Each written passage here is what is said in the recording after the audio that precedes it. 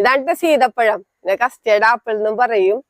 അപ്പൊ സീതപ്പഴം നല്ല ടേസ്റ്റി ആയിട്ടുള്ള ഒരു ഫ്രൂട്ടാണ്. നമുക്ക് കടകളിൽ നിന്നൊക്കെ മേടിക്കാൻ കിട്ടുമല്ലോ സീതപ്പഴം.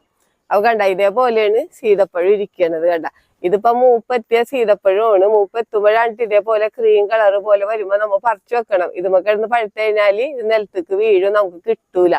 അപ്പൊ എപ്പോഴും ഈ ഒരു മൂപ്പെത്തുമ്പോ നമ്മ പറിച്ചു വെച്ചാൽ മതി. കണ്ട ഇതേപോലെയാണ് സീതപ്പഴം കായ്ക്കണത്. സീതപ്പഴത്തിന്റെ ഇലകളൊക്കെ ഇതേപോലെയാണ് ഇതിന്റെ ഇലകൾ ഇരിക്കണത്. ഇതിന്റെ പൂക്കൾ എന്ന് പറഞ്ഞാൽ കണ്ടില്ലേ, ഇതേപോലെയാണ് പൂവിടണത്. ഇത് തണ്ടുമ്മൽ ഇങ്ങനെ നിറച്ച് പൂവിടോട്ട. നല്ല സൂര്യപ്രകാശമുള്ള സ്ഥലമാണെങ്കിൽ നന്നായിട്ട് കായ്ക്കും സീതപ്പഴം. ഇതിപ്പോ ഈ തണലിൽ നിക്കണോണ്ടാണ്, വെയിലത്തേക്ക് പോയ കുമ്പുമ്പലൊക്കെ നിറച്ച് കായും പൂക്കളുമാണ്. പിന്നെ ഇത് സീസൺ ഇല്ലട്ടെ, എപ്പോഴും സീതപ്പഴത്തുമ്പോ കായ ഉണ്ടാവും. അതാണ് ഇതിന്റെ ഒരു പ്രത്യേകത. എപ്പോഴും ഒരു കായെങ്കിലും എപ്പോഴും കായ ഉണ്ടായിക്കൊണ്ടിരിക്കും. നമുക്ക് ടെറസിലും അതേപോലെ ഗ്രോ ബാഗിൽ വരെ വെക്കാൻ പറ്റിയതാണ്. വലിയ ഉയരത്തിൽ പോണ ചെടിയല്ല സീതപ്പഴം എന്ന് പറഞ്ഞു കഴിഞ്ഞാല്.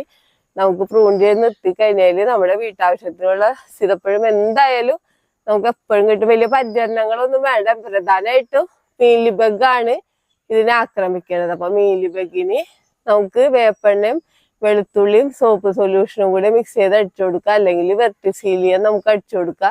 ഞാനിവിടെ ചെയ്യണത് എങ്ങനെയാന്ന് വെച്ച് കഴിഞ്ഞാല് വർഷത്തിൽ ഒരു 3 പ്രാവശ്യം വളം കൊടുക്കും. എല്ലുപൊടിയും വേപ്പും പിണ്ണാക്കും ചാരൊക്കെ കൂടെ മിക്സ് ചെയ്തിട്ട് ഇട്ട് കൊടുക്കും. വേനൽക്കാലത്ത് നനച്ചും കൊടുക്കും.